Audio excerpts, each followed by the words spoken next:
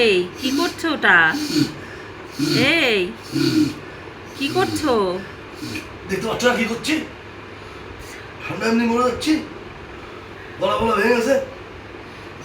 তা এরকম, এটা কিরকম আওয়াজ করে? এটা ভাপ নেবে। ভাবটা গলা থেকে ভিতরে লাংসে ঢুকিয়ে দিতে হবে যাতে ইনফেকশনটা তাড়াতাড়ি কমে যায়।